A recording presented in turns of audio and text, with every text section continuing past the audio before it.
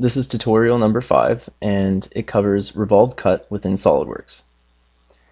Now, the parts that we made in tutorial number 4, we're going to use in tutorial number 5, and we're going to cut them. Now, press Control Tab, and you can flip through the parts that we just made from before. Now let's go to the pulley wheel, and let's click Front View, and click the front plane, and let's click Sketch, Rectangle, and from the origin, click it and go out until you're totally outside of the pulley. Click there. Now click the Smart Dimensioning tool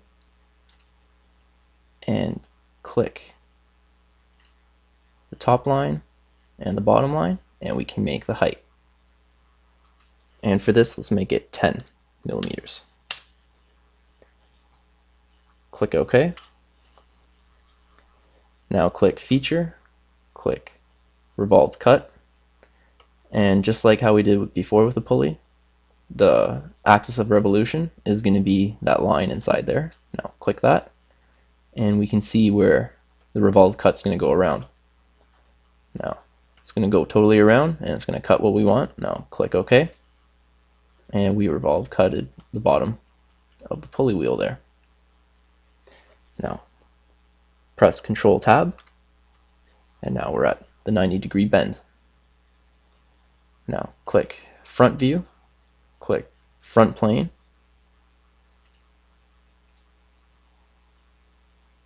and click Sketch, click Circle, and move it onto the outside until you can see the circle that we made from before. Now click the dead center of that circle, and click there, and let's make it 20 millimeters. Click Enter, click OK. Now click Isometric View. Now, instead of drawing a temporary axis in like we did before, all we have to do is click View, click Temporary Axis, and we can see a temporary axis that's made with that circle. Now click Features, Revolved Cut, and click that temporary axis that we just put in. And with this, you can switch directions just like the extruding cuts. And let's make it 90 degrees again, just because that's all that we have. And when you flip it, you can see it flips both ways. And that's the way we want it going. Now click OK, and we've cut all the way through it. So now our 90-degree bend is an actual pipe, and there's a hole through it. Now with this, there's also an easier way to do it. Go into Isometric View. Instead of doing a revolved cut and then from the revolved base that we already made, we can actually just make it from one revolved base. And I'll show you how to do that right now. Click Front, click Front Plane. Now zoom out a bit.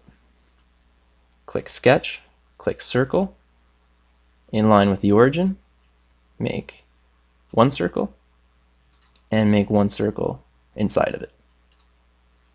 Click OK. Zoom out a bit more.